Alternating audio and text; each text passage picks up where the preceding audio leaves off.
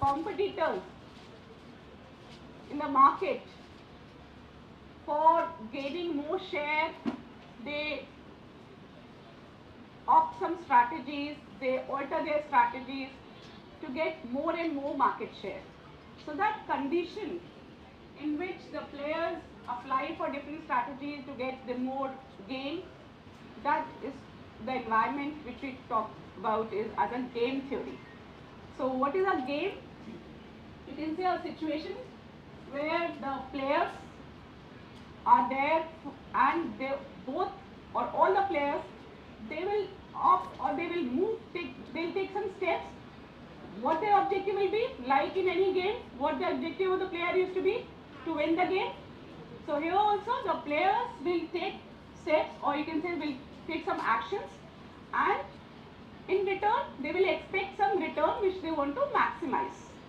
Okay, so like a situation, let's suppose if we consider two main competitors in the market like Procter & Gamble and Hindustan Lever, the two main companies into the consumer durables, and both want to maximize their share.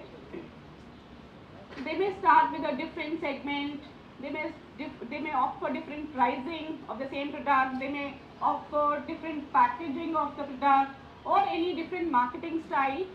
What is the objective? To get more market share, to maximize their market share. Both the players want the same thing. I, as one of the players, can choose my strategy, but will it just my strategy will determine my profit, or what my opponent or my you can say other players in the market, what they are also choosing, that combined with what I chose will determine my share? What do you think? The second option, that means here the decision making environment is a conflicting environment. As I discussed in the last class also, the decision making has four possible environments. Whenever a businessman is taking a decision, the environments could be decision under certainty, that means a certain environment is there where the problems like transportation problem, assignment problem, or maybe routing problem, salesman problem. So all these problems, there the certainty was there. What kind of certainty was there? Like in transportation problem, you was knowing the suppliers, you was knowing the retailers, their supply, their availability, requirement, and the price and the cost of transporting the units from one supplier to other. So only thing what the decision maker has to decide was to decide the number of units, what to supply from where to which retailer. That was a decision they had to take. So that was a decision under certainty. Like any production problem, let's suppose if I'm production manager, I'm having certain resources which I'm using for production, and each unit which I'm producing, I know the constant fixed profit which I'm going to get through that unit. What I need to decide is how many units should I produce to maximize my profit. So that is a certain environment. The other two environments which we had covered under decision theory was uncertainty, the uncertain environment where I'm not sure what would be my profit or what would be my cost, and the last was the under risk where some probabilities was known to me but not certainly I was knowing what will be happening in future. This is the fourth environment which we are talking today. This is a decision under conflicting situation. Here the situation is like I can say it is partially certain environment. Why? Because it is not completely uncertain and also it is not completely certain. Why? Because half of the part, like I as one of the players can decide my own strategies, that is totally in my hand. So that part is certain. But what my opponent or what the other players in the market will do, what strategy they will opt for, that is uncertain. So the combination of my strategy and their strategy will decide what gain or what loss I'll be having in future after opting for that strategy, right? So let's start from here. with the important definitions. First, as we're learning game theory, so we should know what is a game. It refers to a situation and a conflict or competition, you can say, in which two or more competitors, here we'll be calling them as players. So competitors or participants are involved in decision making process, right? So that is a game. In mathematical language, this is a game. And also, otherwise also, whenever we play a game, we normally used to have two or more players. Each player is in a competitive environment. Obviously, both the players, if two players are there, they used to compete for winning. That is what happens in a game also, right? So here in the game theory, the competitors or the participants, we call them as players. And the player here, as it's a business game, the player may be an individual or maybe a group of individuals or any organization, any company. So that we term it as player. Okay. And some examples, I just gave you example like pricing of a product. If I need to decide the pricing, so why I'm deciding the pricing? Because obviously pricing will decide my sales. I want to decide such an optimal price. I want to give such an optimal price so as my demand will increase. But is it the only factor which will increase my demand? Is my price is the only independent factor which will determine my demand? Obviously, my competitor's price for a similar product also matters, right? So this is a situation of a game. So in a game theory, in mathematical sense, we can classify the game theory based on the number of players which are there in the game. How many players do you think should be there at least in the game? At least two. Otherwise, if it's a single player, no competition, monopolistic situation, right? So if it is a game, at least two players should be there. If more than two players are there, there could be any value n. Any value n can be any value more than 2. So based on the number of players, we call the game as either a two-person game, if there are two players are there, or n-person game if n players, n could be 3, 4 or any finite number. Okay? Now, as in the game theory, we are in a business competitive environment where the market is, we are assuming it's fixed, it's constant, and all the players are competing for the same market share, that they want to increase their own market share from the same market. So in that situation, whatever the gain of one player, that will be nothing but the loss of the other player, unless and until the market is increasing in size, right?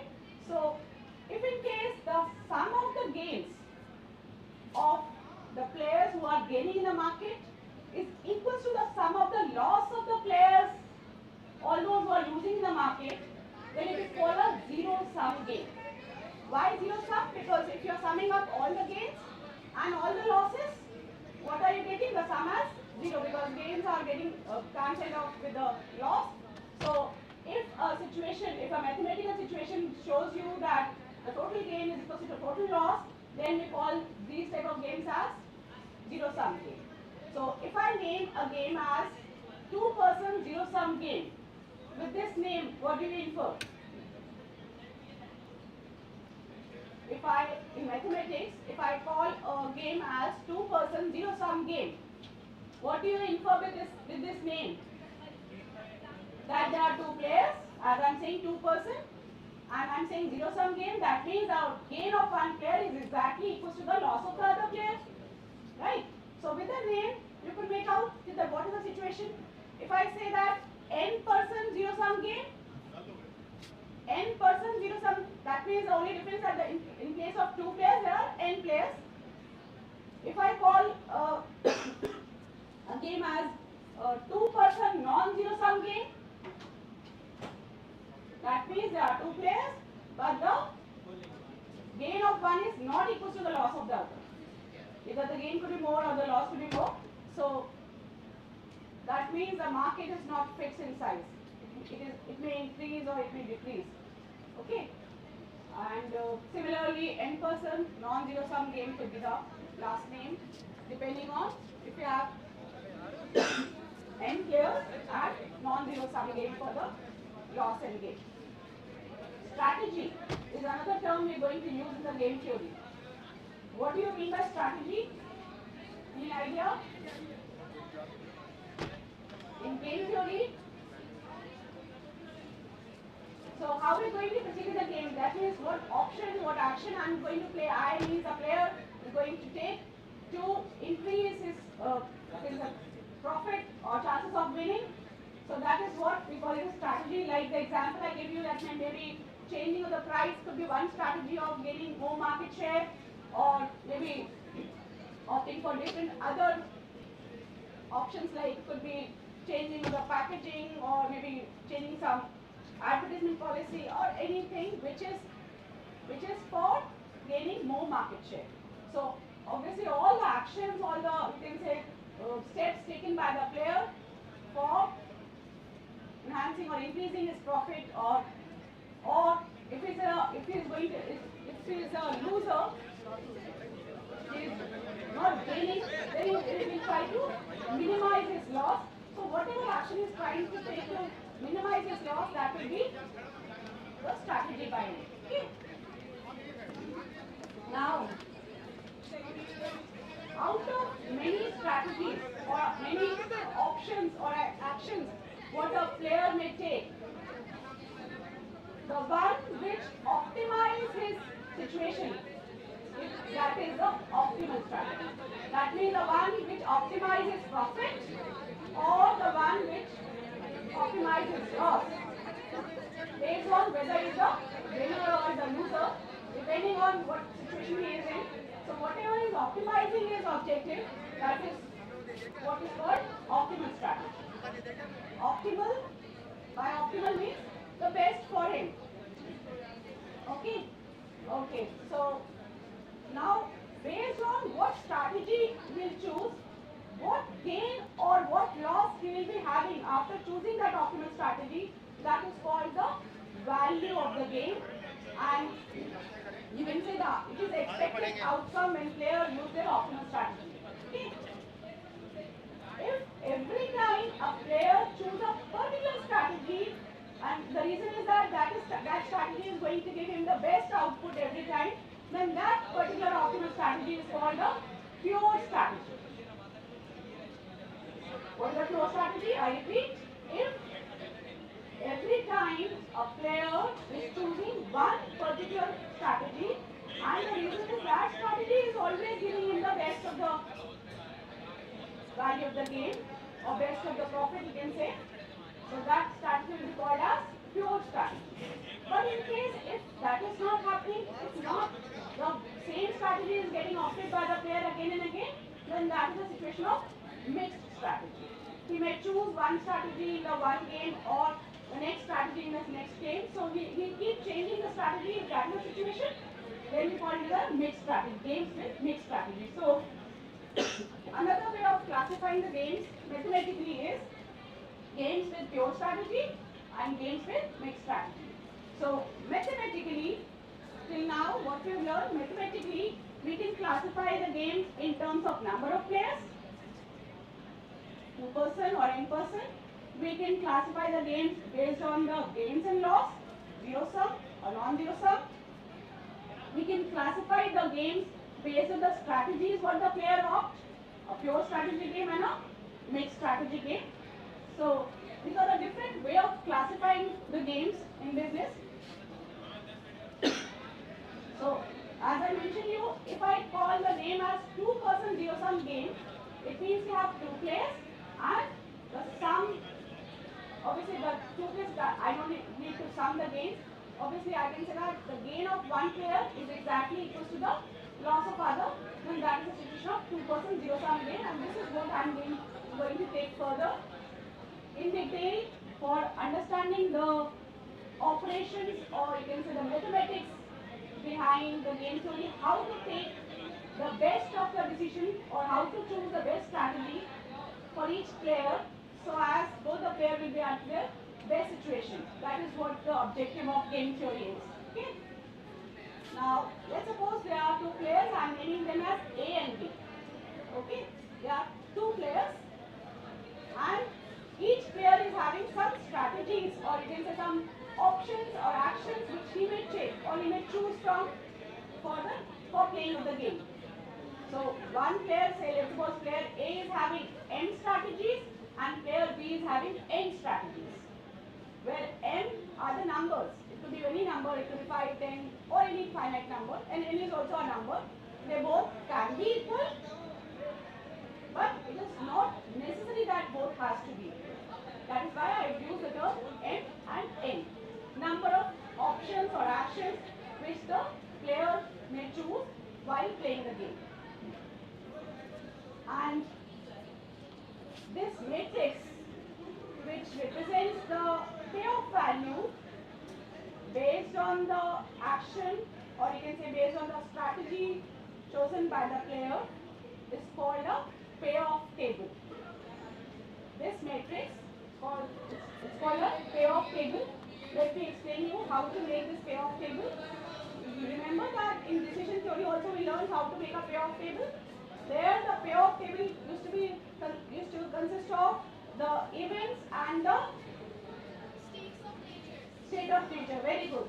So the options or you can say the actions which the decision maker choose, the alternatives out of which the decision maker choose any one, and the event which is going to occur in future, the combination of that is that whatever return he is expecting, whatever profit or cost he is expecting, that was the payoff table in the decision theory, right? Here in the game theory, the difference will be that in case of events, we will be having the combination of strategies of both the players and whatever the outcome or you can say the gain or loss based on the combination of the two strategies of my one player and of the other player, that will be the payoff value on this matrix. For example, as you can see that for player A, I have written A1, A2 up till AM. What are these A1 to AM? They are the M strategies or M actions out of which the player A will choose any one. Right? On the top it is written B1, B2 up till Bn. These are the actions out of which player B will choose any one. Every time whenever they are playing a game, they will choose one of the action. Now the values small a11, a12, what are these values? They are the payoff values, right? And what does it mean? If player A chooses his A1 strategy, if let's suppose I am player A, I choose A1 and my opponent that is player B, he chooses B1 strategy. Then the gain, whatever gain I am going to get, that is the value A11 I write in the first box. Now you may say that why always a gain I am expecting? It could be a loss, I could be a loser. Maybe when I am choosing a first strategy and when my player B is choosing his B1 strategy, he is gaining more in the market. If that is the situation, even then the value A11 will represent my profit. If the value is negative there, the negative value of profit will reflect the loss. So that means this matrix is written with respect to the gain of player A. Wherever the negative value of these AIs, A11 or AIJs are there, that is representing the loss of B. Sorry, loss of A. And the loss of A means gain of B. Very good. If it's a 2% zero sum game, the loss of A means gain of B. So how to read this payoff matrix? A11 is a gain of A if he chooses A1 strategy and B chooses B1 strategy. And at the same time, A11 is a loss of B when he chooses his B1 strategy and A chooses A1. So this matrix, this payoff matrix, I am writing with respect to me as player A. So whenever we develop a payoff matrix, we means the players in the game, obviously every player develops a payoff matrix with respect to his profit. So this matrix is with respect to players A's profit. Every value in the row is representing players A profit or gain, and at the same time it is representing players B's loss. Okay. In case if player A is in a it's not in a winning situation, if he is not in a winning situation, what will be the value of AIJs will be negative. If I want to write this same payoff matrix with respect to player B, can I do that? What do I need to do for that? What I need to do? You said the sign I need to change, and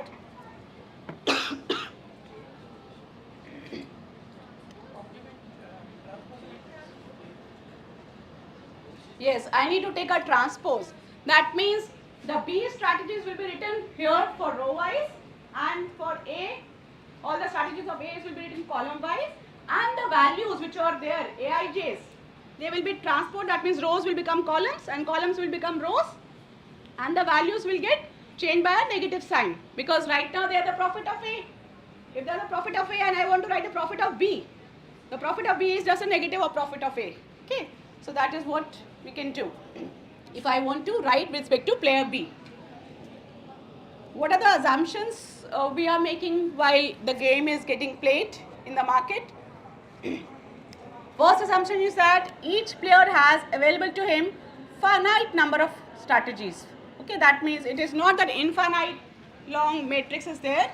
Some finite number, it could be any fixed number, which is known to both the players in advance. Otherwise, developing the mathematics or payoff table will not be possible for us. So, as our further calculations are all based on the payoff matrix, and for constructing any payoff matrix, what all I need to know? What was the things which was required in the payoff matrix?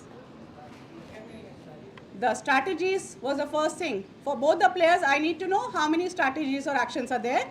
And secondly, the combination of strategies, what return they are getting, what profit or loss they are getting with the combination of the strategies.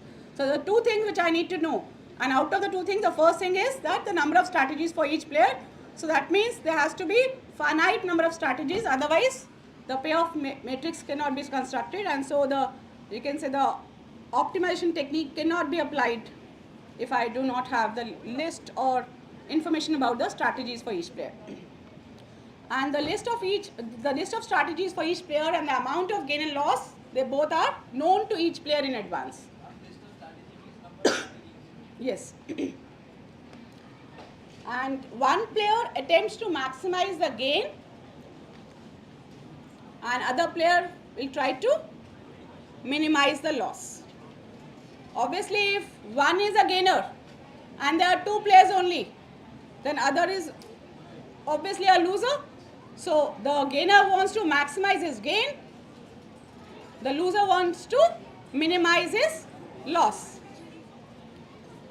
The payoff is fixed and determined in advance. So that means it can be mathematically determined in advance that what will be the value, or you can say the output or the return or the gain after playing this game, if the number of strategies and the payoff both are known to me in advance. How do we do that? That's what we learn today. Now, if I as a player A is a gainer in the game, and I have my own M strategies, and the payoff values are also known to me with respect to each of my strategy, which strategy should I choose? How to decide that? Are you getting my question? There are two players, one is me, another is my opponent. We both are competing in the same market. Now, I have the list of my strategies. I also know the strategies of my opponent. I know the payoff from the combination of each strategy also. Now, when I have to choose out of my strategy, which strategy will I choose? And how do I decide that? What do you think? How do I, as a player, will decide my best strategy? Now, one student said that by comparing the profits, what I can get from each of my strategy. Now, as you have seen the payoff matrix, with each strategy there was one row having n number of values for the profit which I may get based on what my opponent will choose. I'll show you my payoff table again. See, if I am a player A and I am choosing my first strategy, say A1, what profit can I expect? A11, but that is possible only if B plays B opts for B1. That is not sure. That is not in my hand. I cannot be sure of that I'll get A11. I may get A12. I may get A13. I may get A1N. All depends on what my opponent, what my competitor is choosing, right? So, out of this A11, A12 and all, what is the minimum profit which I can expect, which is surely I am going to get no matter what the player B will choose. I repeat, if I choose my first strategy, I can get either A11 or A12 or A1N. One of the values I will get as my profit. Now, what is the minimum profit even in the worst situation? Worst in the sense, if my opponent choose such a strategy which is not giving me much of gains, then what is the minimum expected profit from my first strategy? That is the minimum of the first row payoff values, right? Minimum of the A11, A12 and A1N. So that means the values which are there, they are nothing but the numbers. Don't feel that A11 is a symbol. When we'll come to the questions, they will be replaced by the numbers. So I can easily find the minimum of the numbers. What is that number is representing now? That is representing the minimum expected gain, what he can be sure of when he choose his first strategy. That means अगर उसने अपनी first strategy choose करी तो जो भी इसकी minimum value आएगी first row की, वो minimum profit तो मिलना ही मिलना है. B ने कौन सी strategy choose करी, अब उस पे वो depend नहीं करता. I may get something more than that depending on what B choose, but the minimum and the guaranteed profit which I am going to get is the minimum of the A11, A12 and the first row payoff values, I can say. Similarly, what is the minimum profit I can expect from a second strategy? Minimum of the second row payoff values. From the third, minimum of third row payoff values, and so on for all the strategies. So I got the minimum expected gain for each of my strategy. I got the minimum expected gain for each of my strategy, I as a player A. Now I know what is the minimum guaranteed profit which I will get from A1, from A2, from A3 or from all my strategies. Now which strategy should I choose? The maximum of those minimum values, because that is purely in my hand. Player B has nothing to do in it. Now, out of the minimum values, choosing the maximum. And this principle which is opted, or you can say adopted by the player A, who is a gainer, is called a maximin principle. Maximin, where he is expecting minimum gain from each of his strategy, and he tries to maximize that minimum gain by choosing such a strategy which is having the maximum out of these minimum values. Is it clear? It will be more clear with the example, because once we'll be in the question, you will be able to see with the numbers that how we're doing it. I'll come to it. But that principle what A is adopting, maximin principle I said, is it clear to everyone? Now similarly, this payoff matrix, as I said, that it is a player B's loss also. It is reflecting, or it is indicating you the values of the loss values for player B. Now player B, let's suppose I am a player B now.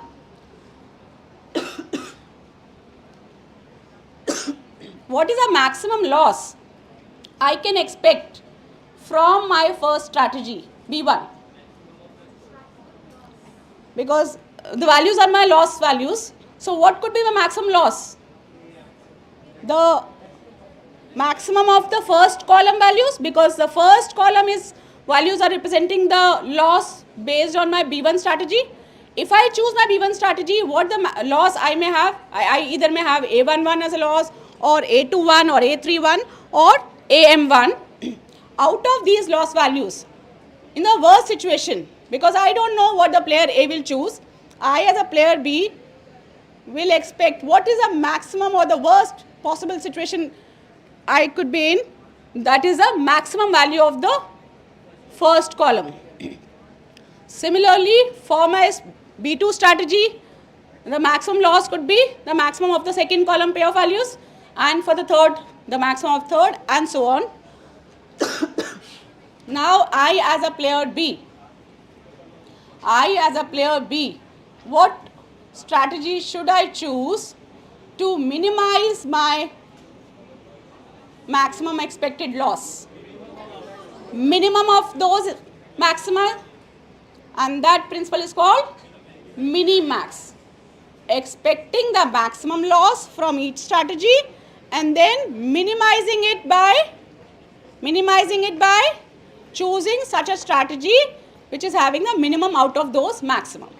Okay, that means player A will opt for maximin principle and player B will opt for minimax principle.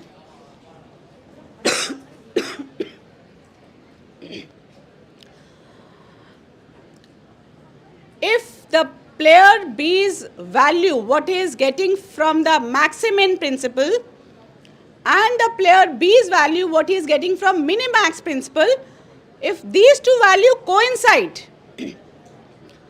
then that point is called saddle point. The value which is written in that cell is called the value of the game, and that value is representing the gain of A and the loss of B, as it is a two-person zero-sum game.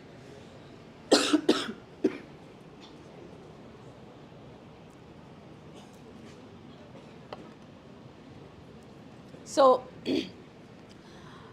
as I mentioned you, optimal strategy, if the minimax value and the maximin value, if they are equal, then that point is called saddle point or equilibrium point, and the value of the game is nothing but the value which we get as an intersection point value. And in case if the value is 0, if the value at the intersection, or you can say the value of the game is 0, then in mathematics we call such games as fair games. Fair games, that means the net gain of A is equal to the net loss of B is equal to 0. That means no one has gained, no one has lost anything in that particular game. And in mathematics we call it as a fair game. And in case if the value is not 0, if it is any either positive or negative value, if it is a positive value, then the positive value means the gain of A, and that is exactly the loss of B.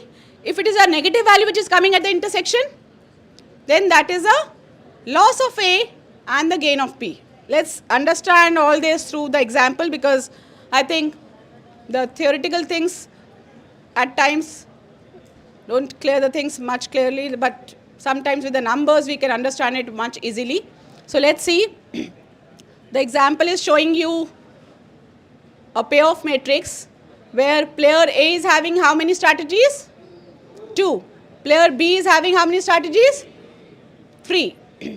Now, out of the 2 and 3 strategies, the payoff values for each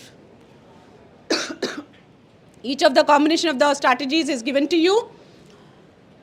Now, let me start with player A.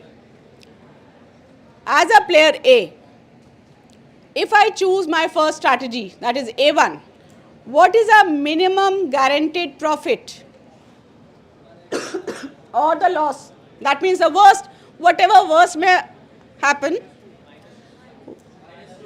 that is -2, the least of the -1, 2 and -2. The minimum value of -1, 2 and -2 is -2. This is the, actually -2 is what? That means a loss. That means if I as a player A choose my first strategy, the worst possible result could be that I could be in a loss of 2 rupees. Let's suppose if they are in rupees, I could be in a loss of 2 rupees. इससे ज़्यादा तो कुछ नहीं हो सकता. अगर मैंने A1 choose किया, इससे ज़्यादा बुरा कुछ नहीं हो सकता. हो सकता है अच्छा हो जाए, मुझे 2 रुपीज़ का प्रॉफिट मिल जाए अगर प्लेयर बी ने B2 ऑप्ट किया, but that is not in my hand. Only thing what is in my hand is to choose my strategy. As a player A, I can choose only out of my A1 and A2. I cannot control player B. Right? Now, from A2, if I choose A2, what is the, in the worst case, what I can expect? -6. So these are the two minimum values for both the rows. Okay. Out of these two minimum, -2 and -6, मुझे 2 रुपये का loss हो सकता है या 6 रुपये का loss हो सकता है. मेरे पास दो ऑप्शन है. एक में मुझे 2 रुपये का मैक्सिमम लॉस हो सकता है, दूसरे में मुझे 6 रुपये का मैक्सिमम लॉस हो सकता है. मैं कौन सा ऑप्शन चूज करूंगी? A1. That means A1 will be my strategy which will minimize my maximum loss, maximum gain. I repeat, that will maximize my minimum gain. That will maximize my minimum gain because I am expecting the minimum gain and I am trying to maximize it. Now, let's see it from the player's B's perspective. Yes, I as a player B, if I am choosing my first strategy B1, what could be my maximum loss? Mind it, the negative values are my profit. For player B, the negative values are the profit and the positive values are the loss. So what is the maximum loss I may have? 6. If I choose B1, right? If I choose B2, 4. If I choose B3, I can get a gain of 2 rupees. Out of 6, 4 and -2. Out of 6, 4 and -2, what is the maximum, what is the minimum value? 6, 4 and -2, the minimum is -2. What I am doing here? I am trying to minimize my maximum expected loss. Right? So when I am trying to minimize my maximum expected loss, the best strategy what I got as a player B is B3. And what is the value I am getting as the minimum of maximum expected loss? As -2. This is the same value which I was getting for player A also. And the suggestion was like player A should choose A1 and player B should choose B3. The intersection of A1 and B3 is -2. That is what? That is the value of the game. As maximin is intersecting with minimax, it is intersecting here, so the game is having a saddle point. This point where I got -2, this point is having the intersection of two strategies, A1 and B3. For player A, I got one best strategy. So the optimal strategy for player A is A1. The optimal strategy for player B is B3. And by choosing their optimal strategy, player A will have loss of 2 because minus sign is there, and player B will have a gain of 2, and the value of the game is, in respect to player A as the matrix is, the value will write as -2. That means -2 is the loss of A, the B is gain, And if you sum the loss and gain, sum is coming as 0. Is it a fair game? In mathematical language, we call a game as fair game if the value of the game is 0. Here the value is -2. Don't get confused with the sum of gain and loss as 0. Zero sum game and the value of the game is 0. They are the two different things. Intersection of A1 and B3. Because for A1 is a best strategy as per his calculation. For player B, A1 and B3 ka intersection is this point -2 which I encircled. Say again. This is -1, 2, -2, 6, 4 and -6. For player A, I expected the minimum gain from each of strategy and I tried to maximize it by choosing the best strategy for him. Player A के लिए कौन सा principal लगाया हमने? Maximin. Minimum gain expect किया. ये conservative approach. अगर आपको डिसीजन थ्योरी के याद हो, वहाँ पे भी हमने करा था मैक्सिमिन प्रिंसिपल. मैक्सिमिन प्रिंसिपल क्या था ना? Conservative approach. Highly pessimistic. Highly pessimistic में क्या था? ऑप्टिमिस्टिक में तो था कि बहुत बेस्ट सिचुएशन सोचना, मैक्सिमैक्स और मिनिमिन था वहाँ पर. और अगर हम पेसिमिस्टिक हैं तो हम नेगेटिव सोचेंगे. और उस केस में प्लेयर ए ने नेगेटिव क्या सोचा कि क्या पता प्लेयर बी कौन सी स्ट्रैटेजी ऑप्ट करे. तो बुरा से बुरा कुछ भी हुआ तो मुझे कम से कम -2 जो है वो अपनी फर्स्ट स्ट्रैटेजी से ये मिलेगा ही मिलेगा. इससे कम नहीं हो सकता. यानी कि ज़्यादा से ज़्यादा लॉस होगा तो 2 रुपये का होगा अगर मैंने अपनी फर्स्ट स्ट्रैटेजी चूज़ करी. सेकंड चूज़ करी तो 6 रुपये का लॉस था. अब इन दोनों में से चूज़ करना उसके हाथ में था कि वो कौन सी स्ट्रैटेजी ऑप्ट करे. इसके पास है यही 2 ऑप्शन. तो that is what he try to do by choosing a maximin principle. If the maximum value which was coming as -2 comes exactly equal to the minimax value, then we call the game as having a saddle point or a equilibrium point. Let's have one more example to understand it further.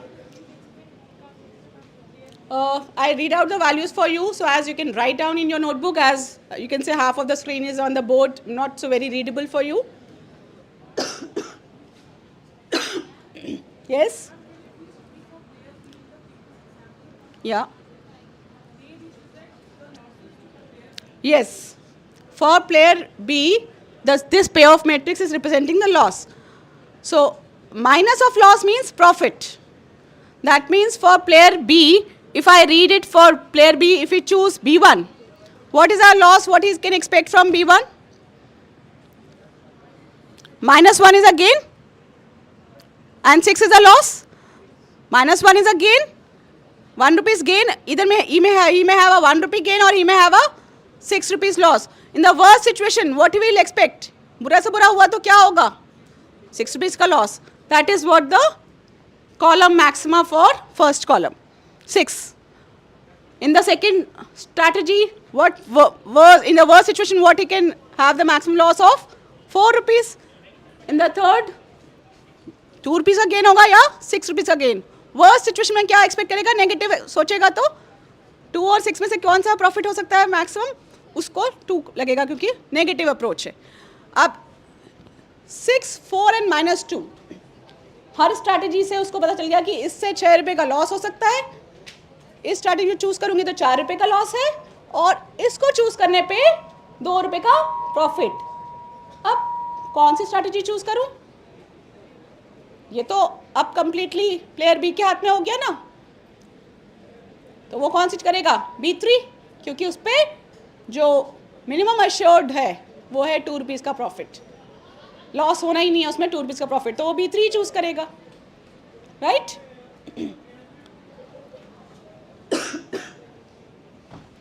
I as a player A, if I have the information of player B's strategies and the payoff matrix, so even without playing the game, I will be knowing what would be the outcome of the game. That is what the game theory is teaching me. Okay.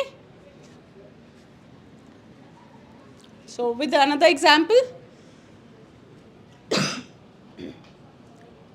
here we have 4 strategy for both the players, and the values in the first row are 20, 15, 12 and 35. They are representing the gain of the union strategy. There are two you can say players here. We have taken union and company. They are competing, they are fighting for some issue, and these are the pair of values which they may get based on the actions which they have available with him. So for the second row, the values are 25, 14. I read out, it's 14, 8 and 10. 1, 4, it is here. Then for the third, it is 40, 42, 10 and 5. And for the fourth, it is -5, 4, 11 and 0.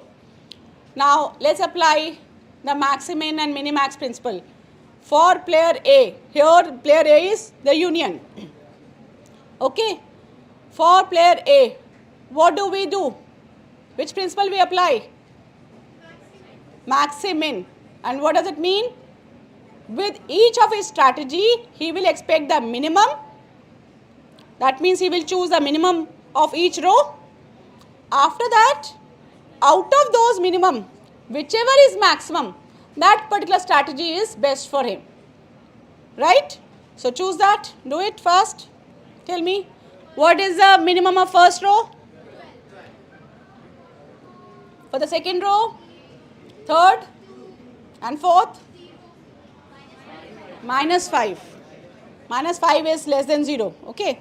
So such a easy thing. You can all of you, even if you have not studied maths from long time, you all remember how to find the minimum of any row, minimum of any numbers. So that is easy thing. Now, out of those minimum values, 12, 8, -2 and -5, what is the maximum? 12. Pertaining to which strategy? First. Okay. That is a maximin value I got. Now let's find the minimax value. How to find the minimax value? That is for player B. He will expect the maximum loss from each. So what is the maximum of first column? 40. Very good. Next. 15. Third and fourth.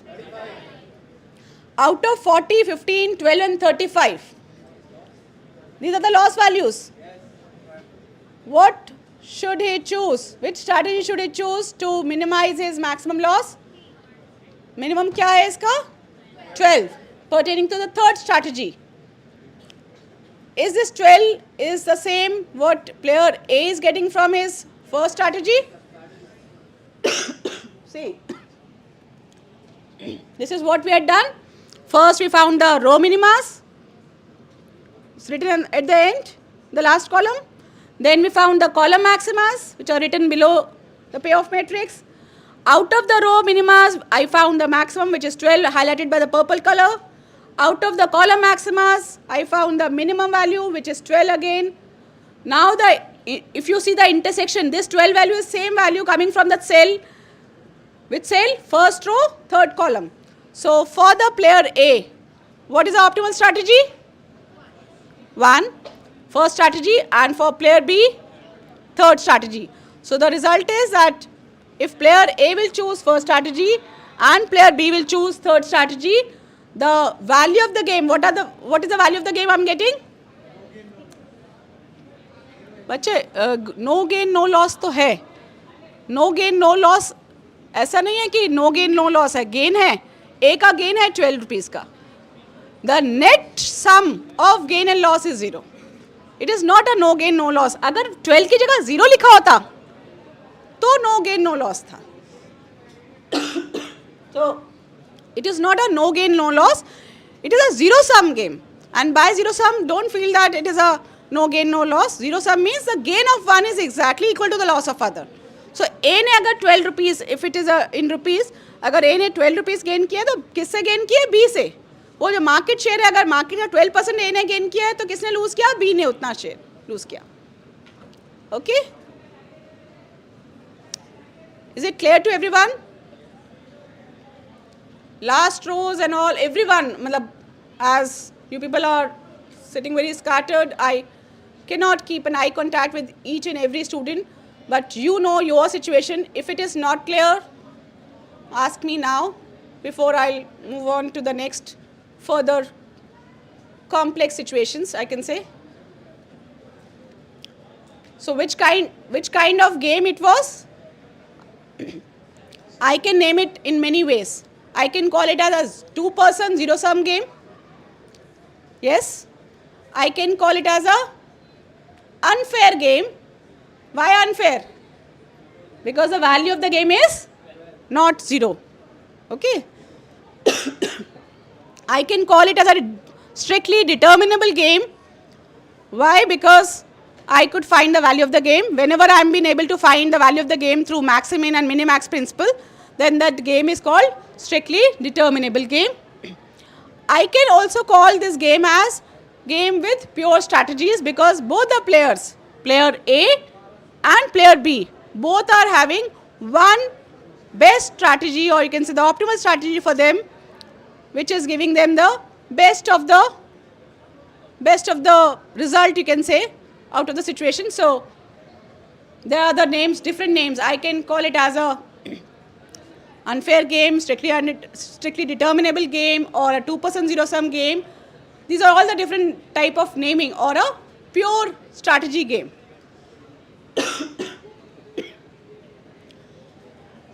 Now I am moving to the mixed strategy.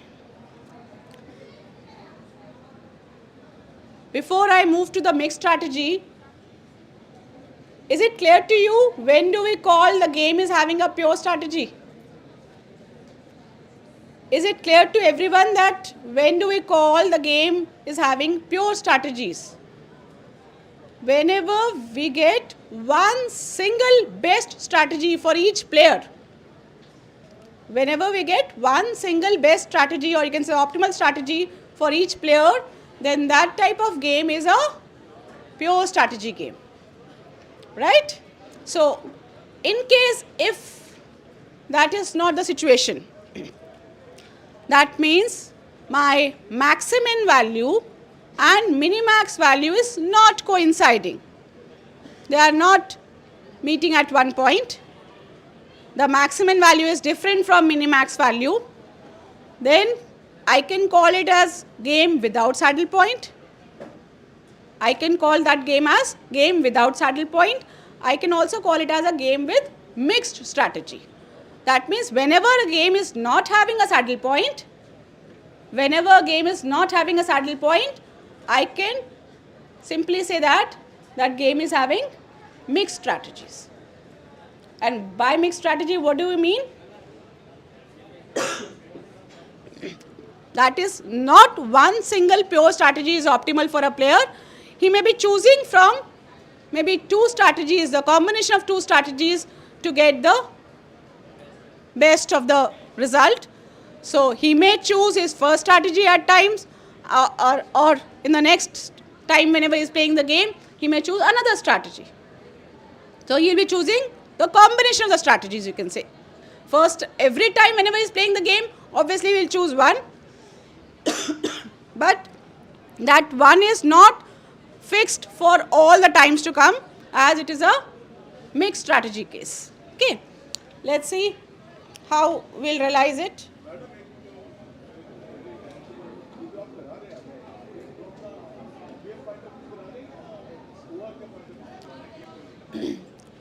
Right now, yeah, very valid question, sir. Right now I am teaching you the mathematics of game theory, that how we determine the optimal strategies for each player. But yes, where exactly the managers apply this or use this, or in which situation it helped them to take decision. The examples which I gave you, whenever any player could be any individual, it could be any group of individuals, it could be any company, any organization. who is competing in same market, and there are competitors which we are right now calling as players,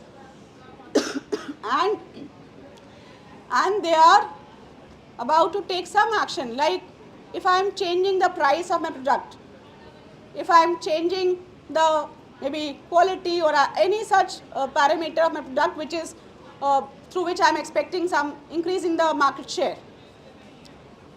Before taking such decision that what will be my return, what will be my gain in that situation, whether I'll gain or not, if I need to decide that, that is a situation where I'll be using this game theory.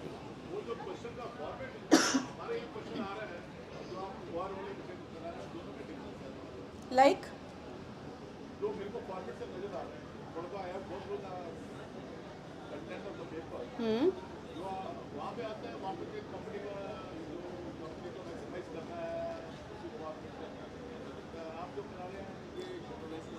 Sir, जो आपने format की बात करी maximise करना है, वो एक अगर कंपनी को सिर्फ अपना प्रॉफिट मैक्सिमाइज करना है based on certain constraints, that is one category of problems. We call it a linear programming or a non-linear programming problem, depending on what kind of objective mathematical function we have, either a linear or a non-linear. This is not a linear programming or a non-linear programming format structure. Yes. Exactly. You will be having 2 players at least. In case if you have more than 2 players, how do you solve? If I as one of the player, I have say 5 other competitors in the market. How do I make the payoff table in that situation? Because matrix can be a 2-dimensional thing only. I will make one rows for me, the values which I'll gain, and to get the gain or the loss of the competitors, all the competitors, I'll sum up their gain and loss and reflect it as 1. बाकी 4 जो competitors हैं, I'll combine them as 1, क्योंकि मैं जो भी gain करूँगी as one of the player, I'll be gaining from rest of the force. शायद उन 4 में से किसी 1 से या 2 से 3 से या 4 से कुछ पोर्शन. अगर मैंने लूज किया तो वो कौन गेन करेगा? उन 4 में से कोई 1 भी गेन कर सकता है, कोई 2, कोई 3 या 4. तो उन 4 को कंबाइन करके I'll take it as 1 to make the payoff matrix mathematically. Because whenever we construct a payoff matrix, matrix can always have only rows and columns. So there, if I have 2 players or I have n players, I can make a payoff matrix. The condition, or you can say the assumptions which I made it clear in the starting of the game theory that I know my strategies, that is obviously I'll be knowing, but I know my opponent strategies also. The list of strategies are already known to me, and the payoff value. Payoff means the value which, the gain or the loss which I may have through the combination of mine and my opponent's strategy, that is already known to me. Through the market survey, through the past conditions, through various other sources, I have already gathered this information, and in the light of this information, now I need to take the decision about which strategy should I choose.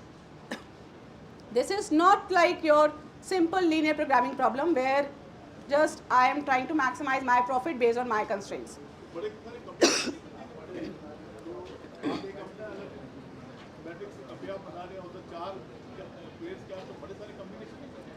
That's what I am saying.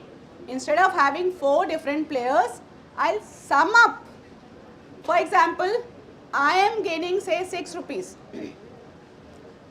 Let's suppose we have 5 players. I name it as A, B, C, D, E.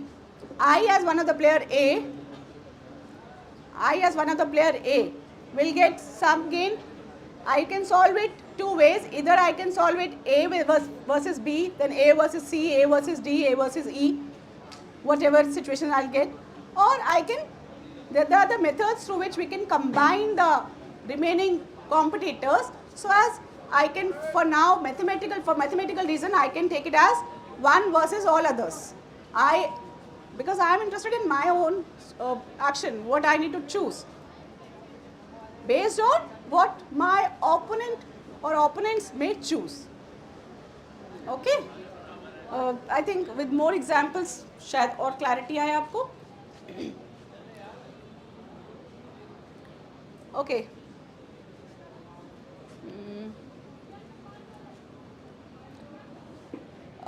I'm coming to one problem where I want to show you that this is not a game with a saddle point. First, let's find out the saddle point.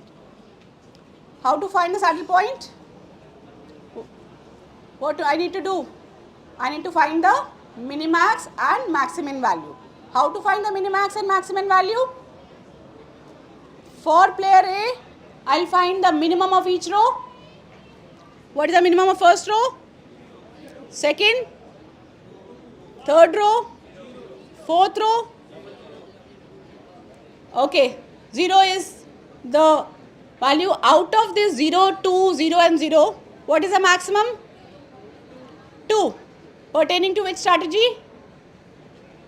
A2.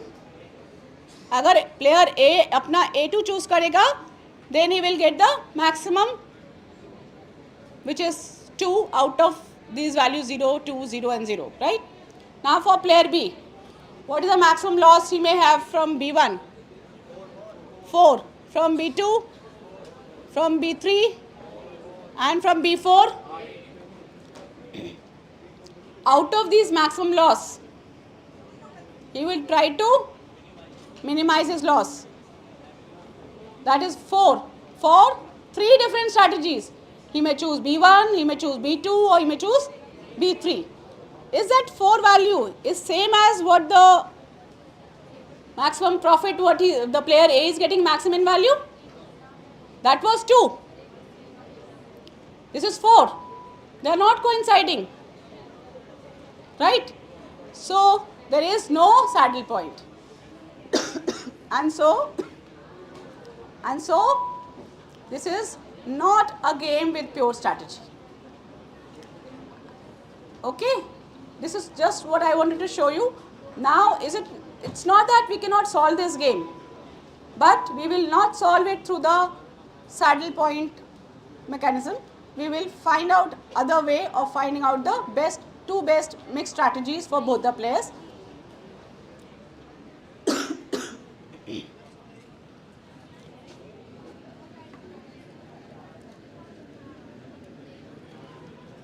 Okay.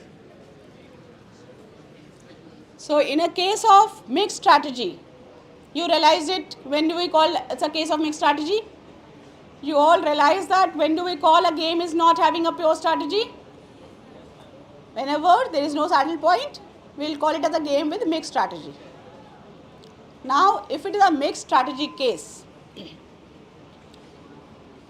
depending on the size of payoff matrix, size means how to decide a size? हम किसी payoff matrix का size कैसे define करते हैं? Rows into columns. जितनी rows हैं और जितने columns हैं. अगर 2 row हैं, 4 column हैं तो 2 cross 4 is a size. Okay, if you have 4 rows, 2 columns, 4 cross 2 is a size. If you have m rows, n columns, then m cross n is a size. Okay. Now, first and the foremost step for solving any game. Now, this is with respect to your examination point of view, sir. What you need to do and how you need to solve the game. You will be given with a payoff matrix, or you will be given with the information which can help you to construct the payoff matrix. That is first step. You will be either having the direct payoff matrix in your question, or you need to construct through the information in the question. After having the payoff matrix, first step, try and find out the saddle point. How to find the saddle point?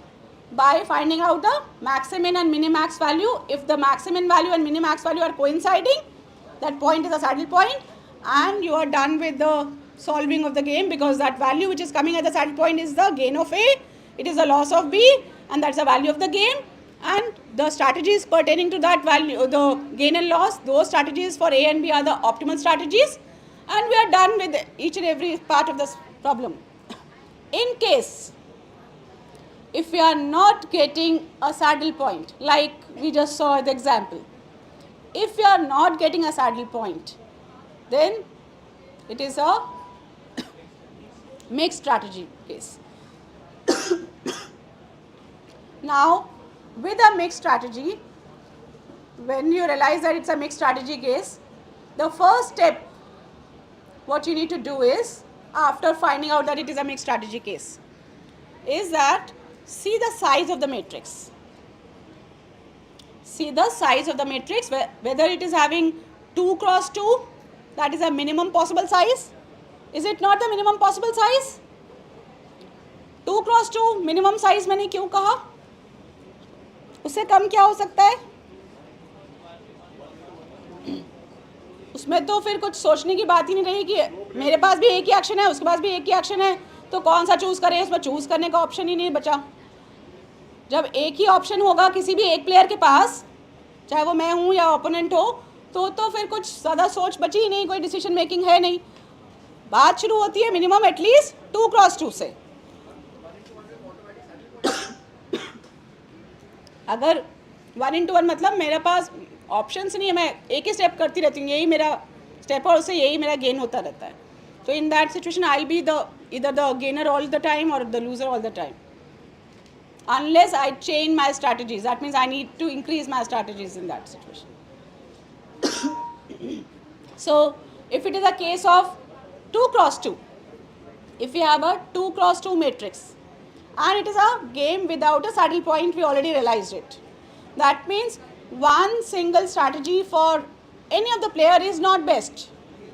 That is what we understand by games without saddle point.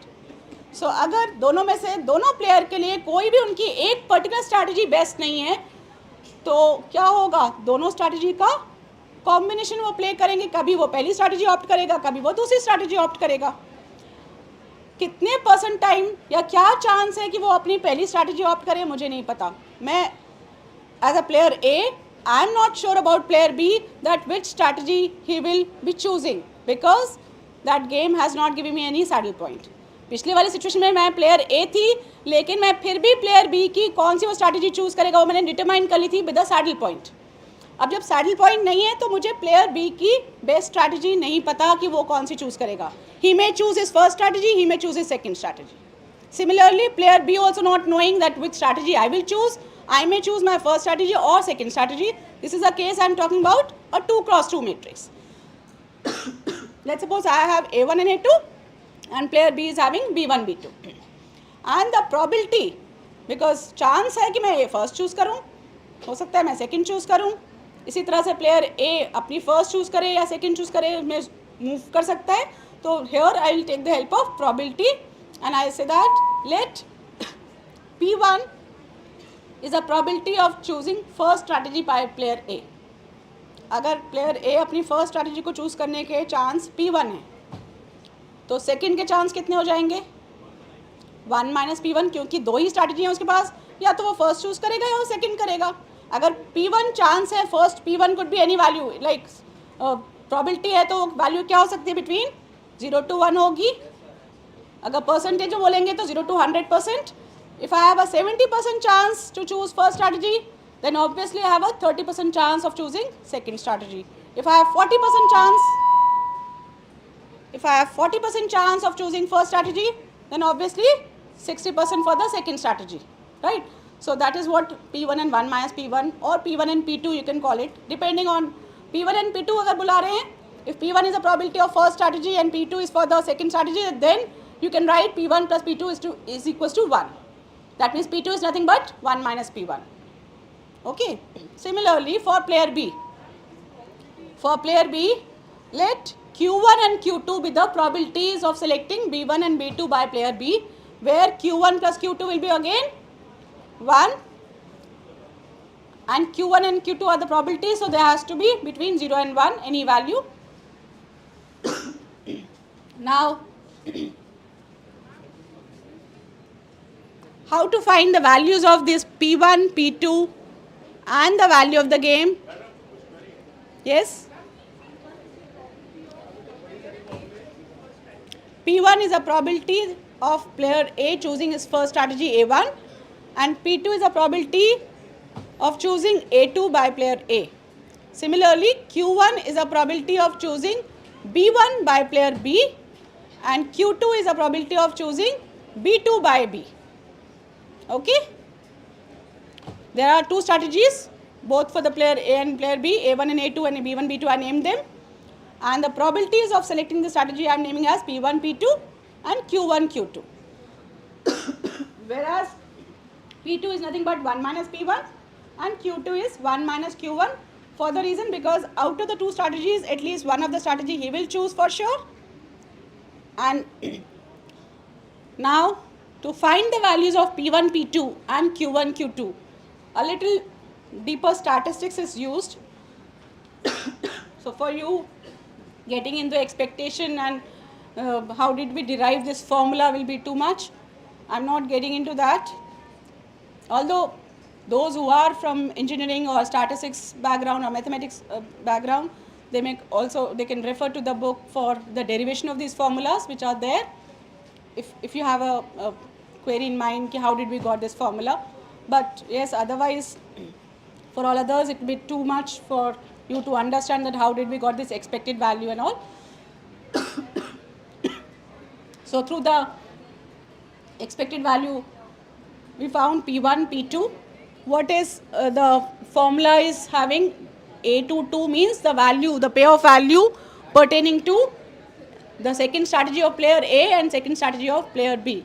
So please note down these formulas which you need to apply whenever it is a game without saddle point. Yes, what do you say? I read out. P1 is A22 minus A21 divided by A11 plus A22 minus in the bracket A12 plus A21. Then Q1 is A22 minus A12 divided by A11 plus A22 minus of in the bracket A12 plus A21. This is for those who cannot read out. Maybe from the screen that side you can note down. And below that it is written that P2 is 1 minus P1 and Q2 is 1 minus Q1. And below that it is written V. V is for value of the game. Because what we need to find out? We need to find what are the chances of he choosing any of the strategy? By knowing the chance, what do I do? If I am a player A, I get to know the value of Q1 and Q2 of player B. How do you think that it's going to help me?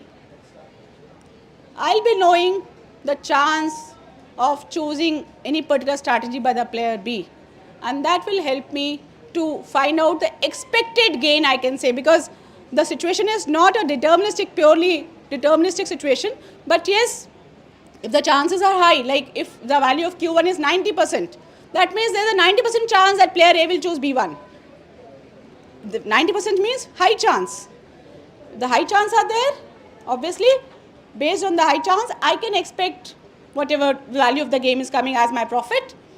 If the value, if Q1 is say 20%, that means very low chance. So the value of the game, this is a very less likely I'll get. So I'll be knowing that if 20% chance is for first strategy, then obviously 80% chance for the second strategy. Based on that, whatever the value of the game I'm getting, that is what I'll be expecting. Here, the difference will be the value is not a sure shot value, but it is an expected value. The reason is that I'm not sure about which strategy the opponent will choose.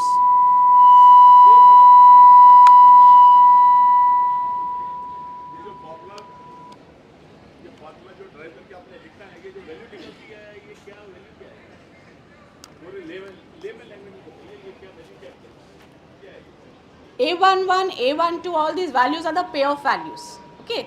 How did we got this? That is based on the calculation of expected return. If you remember the expectation in statistics, how do we find the expectation? That is nothing but summation of xi into pi. So for player A, if P1 is a probability of choosing the first strategy, A1, and A11 is a profit, what he may get from the first strategy, or he may get A12. So that is what is multiplied, and they both are equated with each other. And then P2 is replaced by 1 minus P1. And for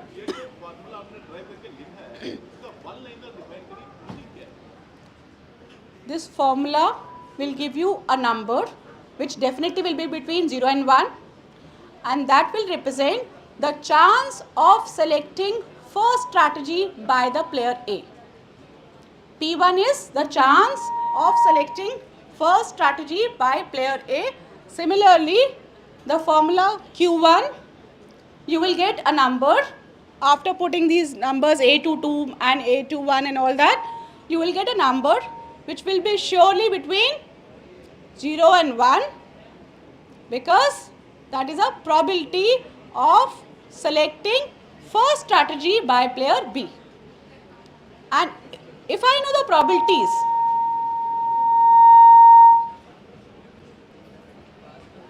पास ना लाऊं, अच्छा उसके पास से, okay.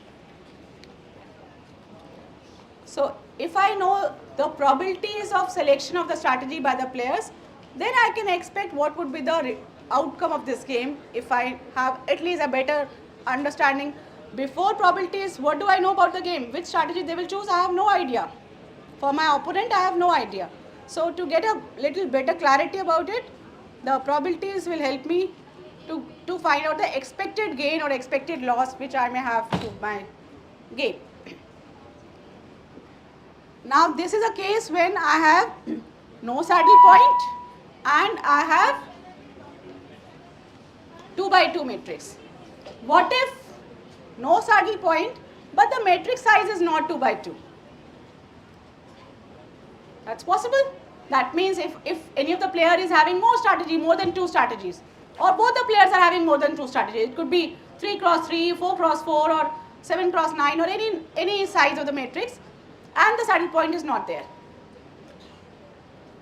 Now again we'll move one step ahead. If it is not 2 by 2, we'll see whether it is 2 cross m or n cross 2. That means what? किसी एक player के पास तो 2 ही strategy, दूसरे के पास ज़्यादा. अगर 2 by 2 था तो क्या था? दोनों के पास 2-2 थी स्ट्रैटेजी.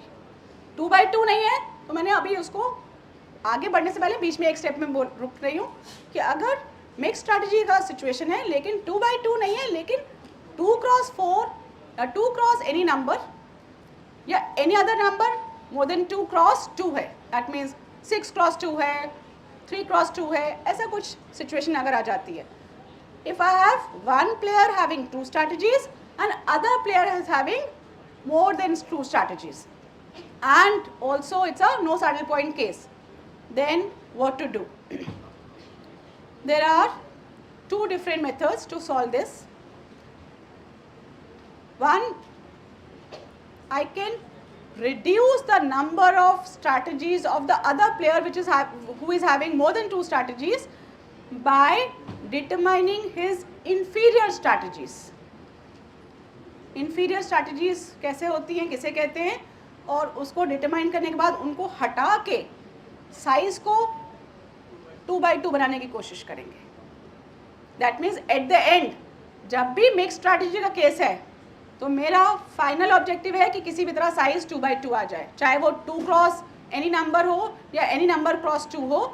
उसमें से जिसके पास ज़्यादा स्ट्रैटेजीज है उसकी इंफीरियर स्ट्रैटेजीज फाइंड आउट करनी है. अब इंफीरियर कैसे फाइंड आउट करेंगे? The method name is called graphical method.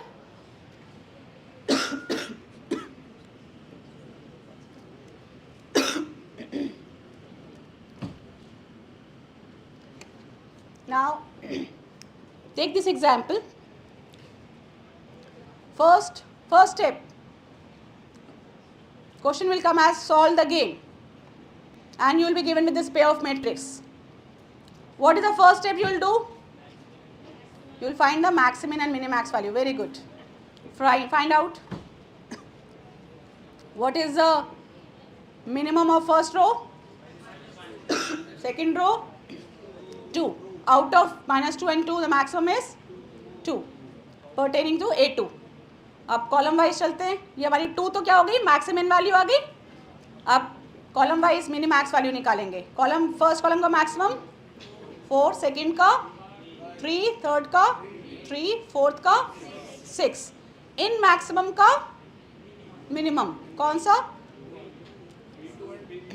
4, 3, 3 and 6 में से मिनिमम आ गया 3 जो दो जगह है, B2 and B3.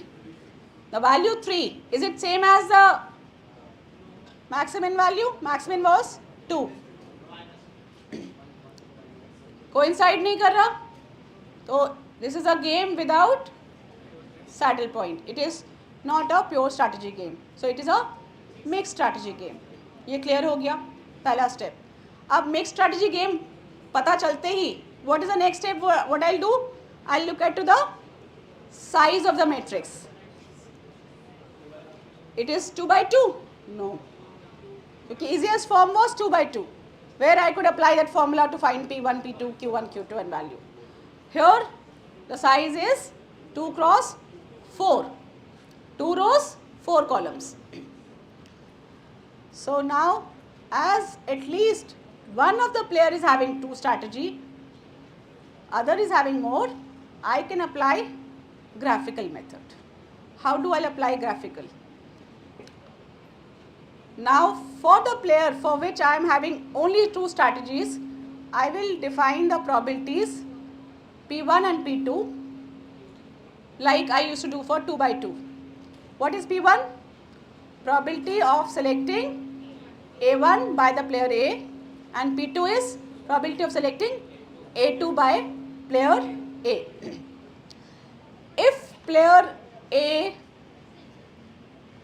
now for player B, there are 4 strategies. I do not know out of these 4 which one is the best one or which 2 are the best for him. Now for player B, if he chooses first strategy B1, what is the expected payoff against his first strategy? कैसे निकालते हैं expected payoff? I tell you, I said P1 is a probability for A1 and P2 is for A2. So multiplying the probability of selecting the strategy with the payoff value which I get for B1, value क्या है? 2. First column की value देखिए 2 and 4. अगर player B ने अपनी first strategy B1 select करी तो उसको 2 रुपीज़ का लॉस हो सकता है या 4. 2 रुपीज़ के लॉस होने के कितने चांस हैं? वो उतने ही चांस हैं जितना प्लेयर ए के A1 चूज़ करने के हैं. और प्लेयर ए के A1 चूज़ करने के कितने चांस हैं? P1. तो 2 रुपीज़ का लॉस होने के चांस हैं P1.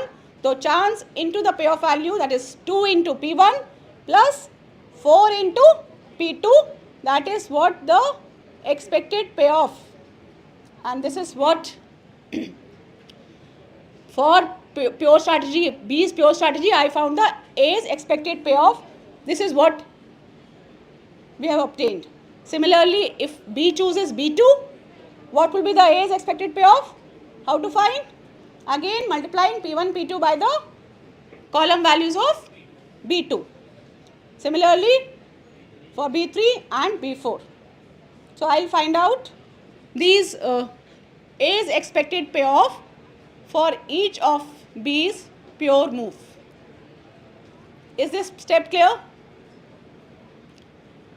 A little, you can say a little more mathematics is there, but what I'm doing, for whichever player I'm having only 2 strategies, for that player I'm defining the probability, and for the other player I'm taking one strategy, one pure strategy at a time and finding out the expected payoff for the other player who is having 2 strategies. Based on his choice of the 2 strategies, he may choose P1 or he may choose P2.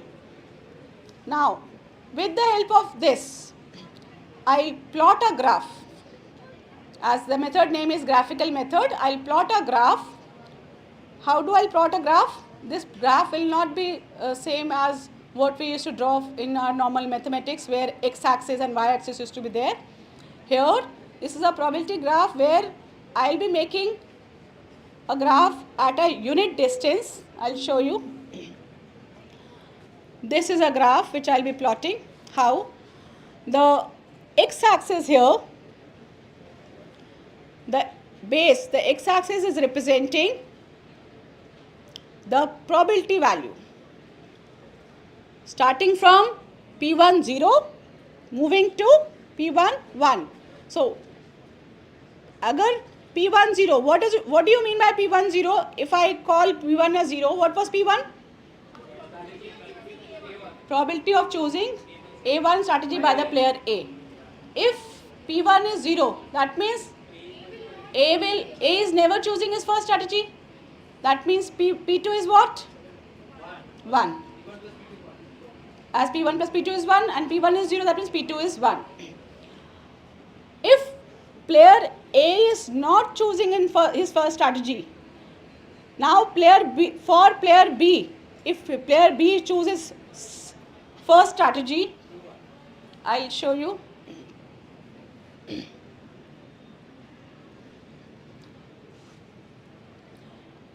Come back to the payoff table.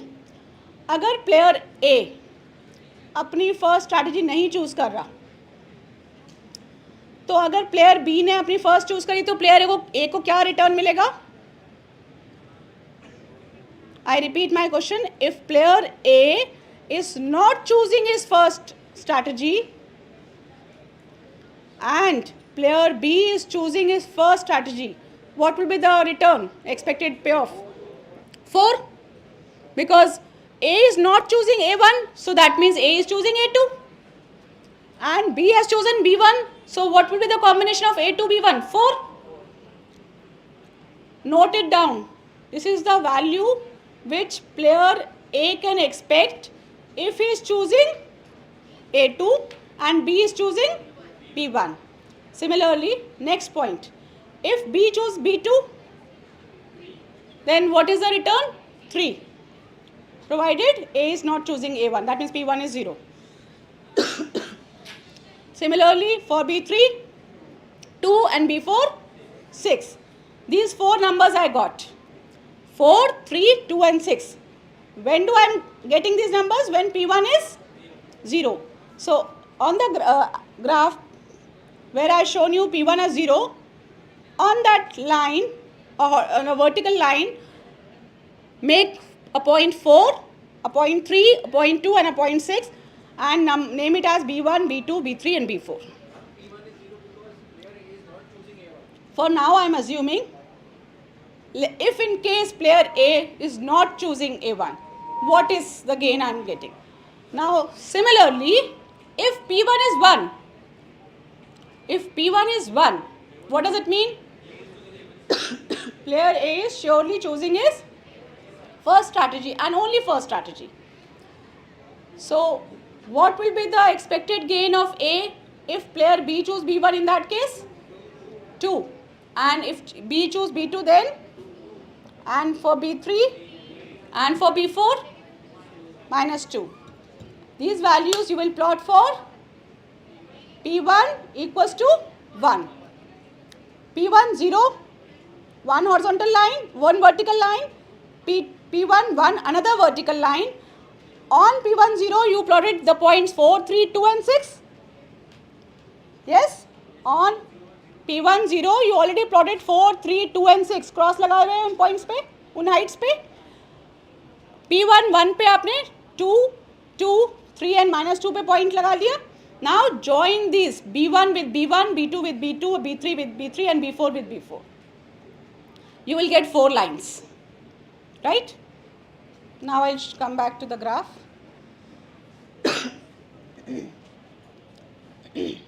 You will get 4 lines. The line with the orange color, purple and blue and red, these are the 4 lines pertaining to B1, B2, B3 and B4. Now once you get these lines, if player A is having 2 strategies and B is having many, what was the principle A was following to find the best strategy? Maximum principle. Maximum principle means expecting the minimum gain from each strategy and then trying to maximize it by choosing the best strategy. So, in the graphical method, the green portion which is colored as a green, ये बाद में green shade हुआ है, पहले सिर्फ line plot होंगी, 4 line plot होगी, उन चारों line में से जो नीचे की तरफ जो lines होंगी, the lowest the lines below which there is no other line, that will be called as lower envelope. I repeat, the envelope which is getting formed with the lines which are at the lowest height, that means below those lines there will be no other line. That will be the lowest envelope, and in that lowest envelope, finding out the highest point will be nothing but your maximum point. Minimum, that means lower envelope, और उस minimum का maximum, that is the highest peak of that lower envelope. That's the same strategy which we applied, वो graphically translate करी गई है. जो maximum strategy का principle था वो graphical में translate होके कैसे हुआ कि अगर player A के पास दो strategy है तो वो लगाता था maximum principle, maximum में lower envelope का highest point. वो highest point किन दो लाइनों के intersection से आ रहा है? Orange and red. Orange is for B4 and red is for B3. That means these two, B3 and B4, are the best strategies for player B, pertaining to A1 and A2 as the best strategies for player A. Now I am left with a 2 by 2 matrix. Sorry, where was the... So after this, I'll write it down here. What do I do?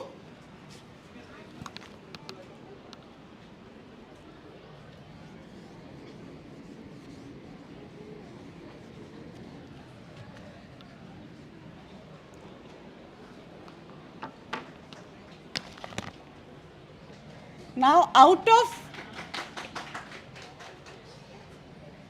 out of A1, A2, B1 to B4, I'll be left with what?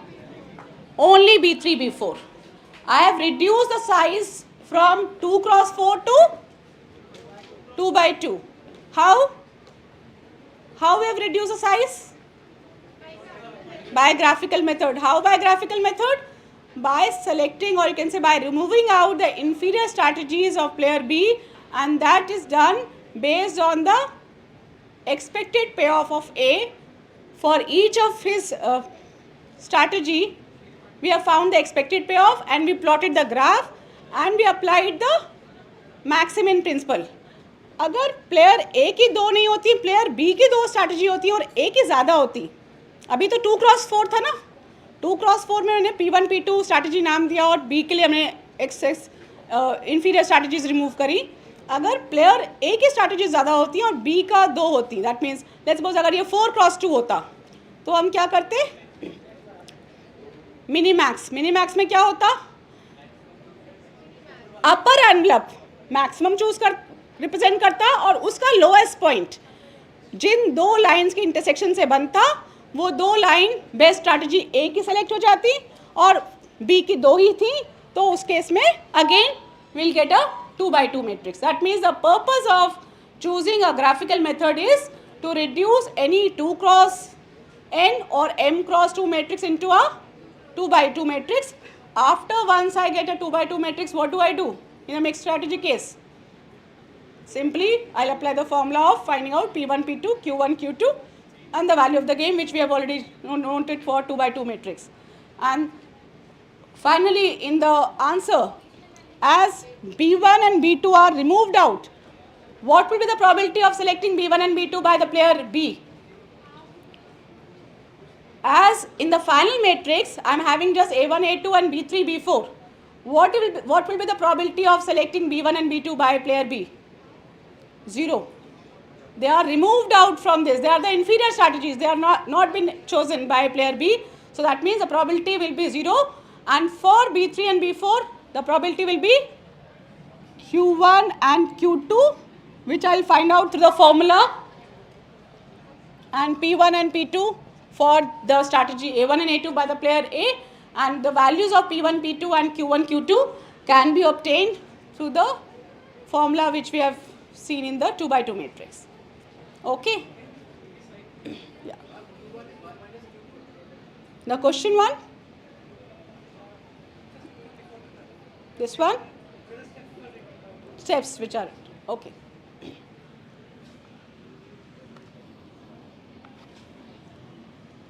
We have 15 minutes, right? Time is up?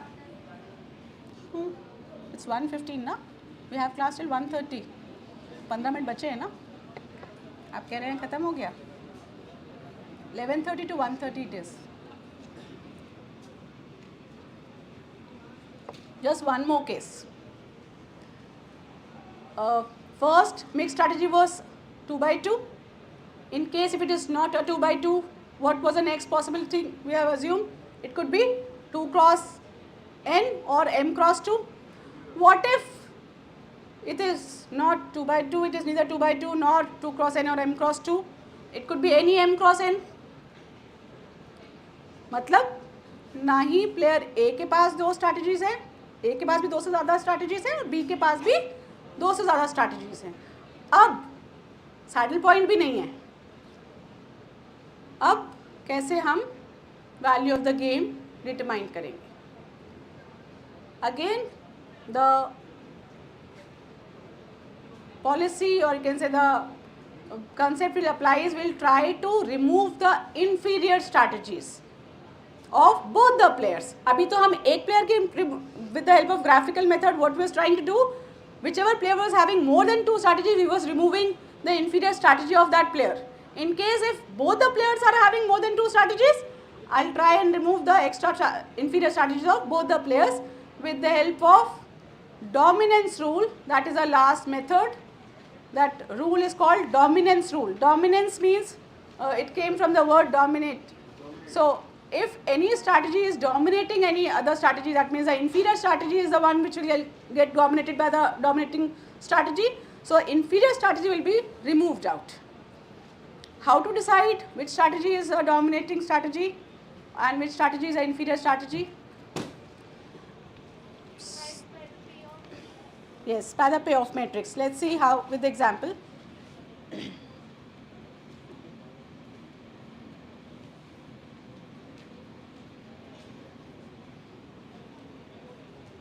Okay, so this is a payoff matrix where you are having 4 cross 4 matrix size. A company is currently involved in negotiation with its union on the, I just showed you this example also. Union and company is there and the payoff values are given to me. Now first step of solving a game is find the maximum and minimax point. Try to find out the saddle point, because if saddle point is there, you don't need to do anything further. But you will realize after solving that there is no saddle point in this case as well. So as there is no saddle point, next step, look for the size. Is it 2 by 2? No. Is it 2 cross any or any other number cross 2? No. That means graphical is out for now. What is the size? 4 by 4. Now the only method left with me right now is dominance principle. Other than dominance, if in case you would like to solve it with the other methods, then simplex algorithm, if you have learnt in linear programming, the simplex algorithm, yes, if, yeah, the one which was very complex, that simplex algorithm, for those who felt it as a complex, I can say that yes, otherwise it is very simple. That can be always applied in a game theory. The game theory problem can always be converted into a linear programming problem, and so every linear programming problem can always be solved by simplex method. So, but yes, right now we are learning all the other methods as simplex is already learnt by you in other course. So, what is this dominance principle and what this principle is going to help me with? With the help of dominance principle, I am trying to remove the inferior strategy. Inferior strategy कैसे निकालें? Row wise, the payoff values, what are they representing? What are the row values representing? They are representing the gain of A. If I look at to the first row values and I compare it with any other row values, and the corresponding value of any row, it could be first row or second row, whichever row I am comparing it with others, if the values, corresponding values are less or equal to any other row values, then the row which is having a less values, that row will be called as inferior row, obviously, because that is giving me less of the profits, less of the gains.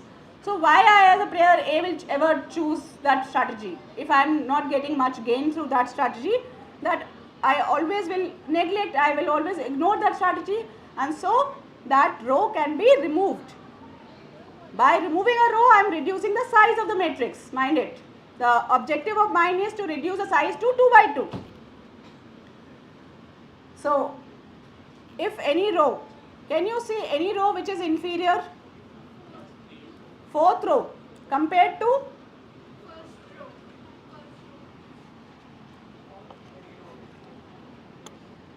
fourth row values minus 0.02. If I compare to the third row even, what is the situation?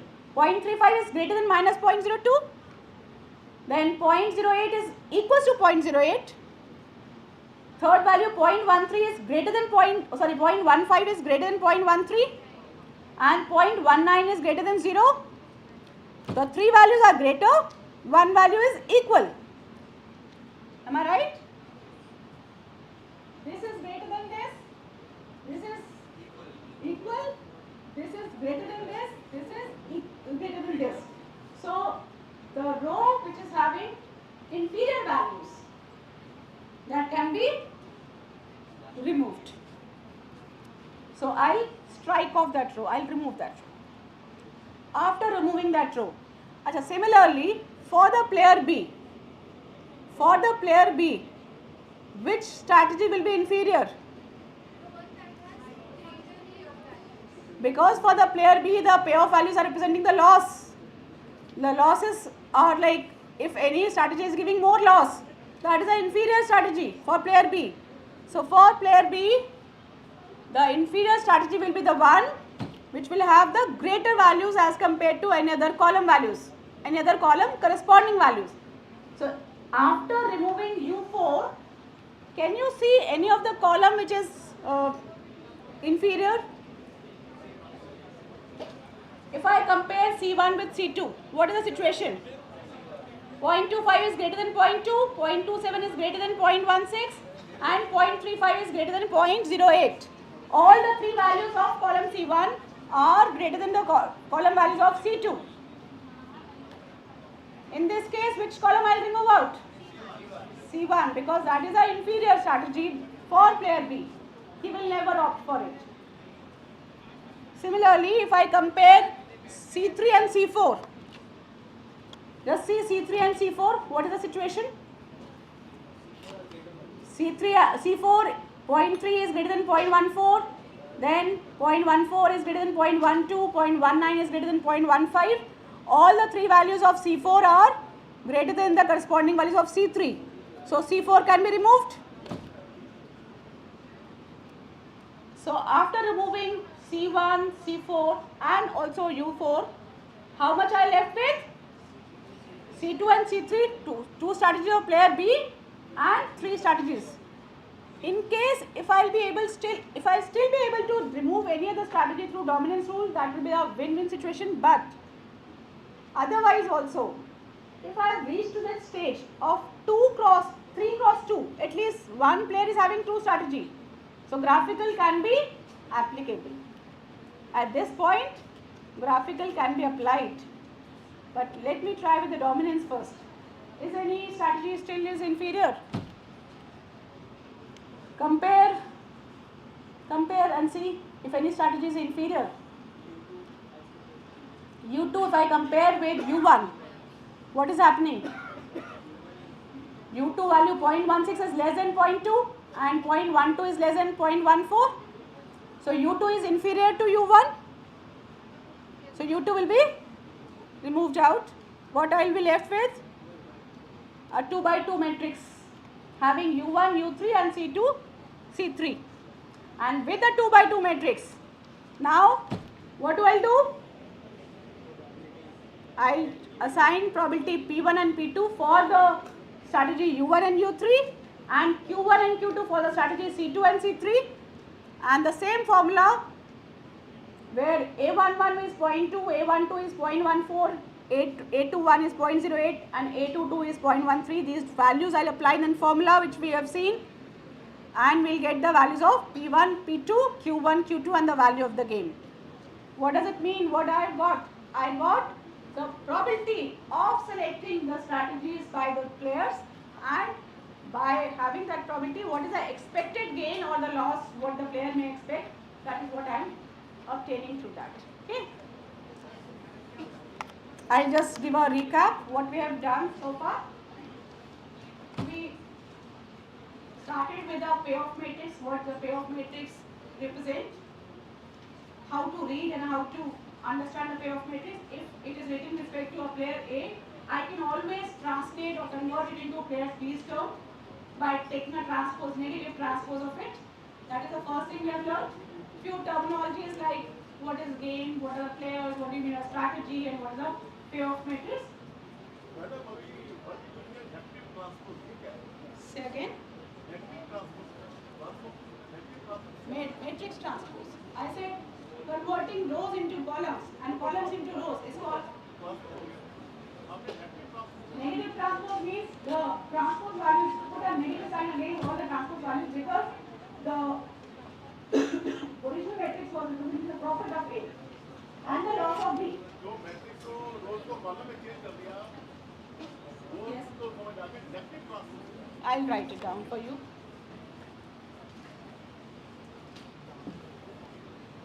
Let's suppose if it is a 2 by 2 matrix only, and I have A11, A12, A21 and A22, then the transpose of this will be what? A11, A12, and the negative transpose is the negative of all the values of this. Why? Because now this is for player B. This is representing the profit of player B. If A11 is a loss of player B, and I want to tell it in terms of profit, how do I say? The negative of the loss is the profit. For example, if the values are, let's suppose, 4, -7, 2 and say 9. Okay. What this 4 was representing? If it is with respect to player A, what is 4 representing? Loss of player B, 4 rupees loss of player B. If he chooses first strategy and player A chooses first strategy, this loss, if I have to write in respect to player B, how do I show this loss in the profit matrix? -4. So if I write respect to B, what do I write? -4, and this -7 is what? In this matrix it's a 7 rupees gain of player B. Right? So if in a gain matrix I have to write the same, what do I write? 7 plus 7, because that is the gain of player B when he is choosing his second strategy. Right? Then what is the purpose of taking a transpose? What I am saying is, if we had written the payoff matrix with respect to player A, if I am a player A, I am developing the payoff matrix with respect to my game. If you are a player B, you will develop your payoff matrix with respect to your game. Right? So, if I am determining the game, I will have a payoff matrix where I am showing my profit and my loss. If you are developing your game, the payoff matrix of you will be showing your profit and your loss. Okay? Any other doubt? Any other doubt to anyone?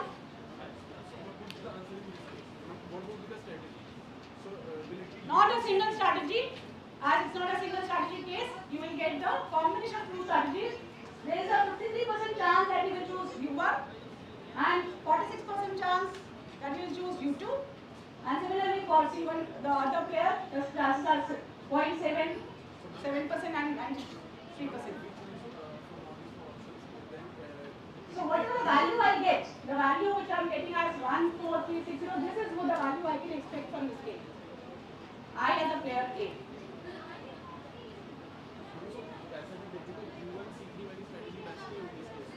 C1 and C3 with respect to player A, with respect to you? Why?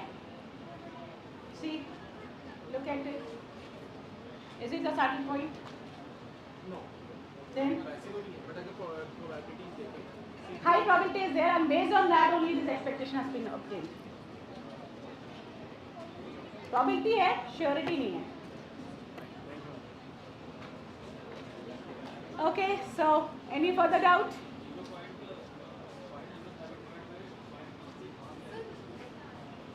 This is the formula which we had seen in the slides. I'll show you.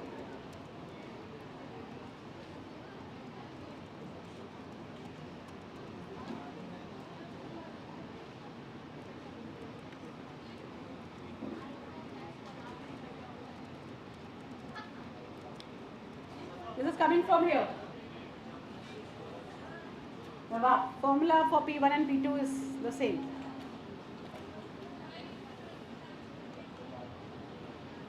Okay? Okay, so after learning the payoff matrix, we try to find out the saddle point through maximum and minimax principle. Also, we realize that if there is no saddle point, then how to find the value of the game through the three different methods. If the size is 2 by 2, then the direct expectation formula is there. If the size is 2 cross n or m cross 2, then the graphical method, and the last was the dominance rule. Right? So they are the three methods, and apart from this, you can always apply simplex algorithm by converting the same problem into linear programming and solving it using simplex algorithm. You can always convert a game theory into a simplex. Yeah, that's all for this class.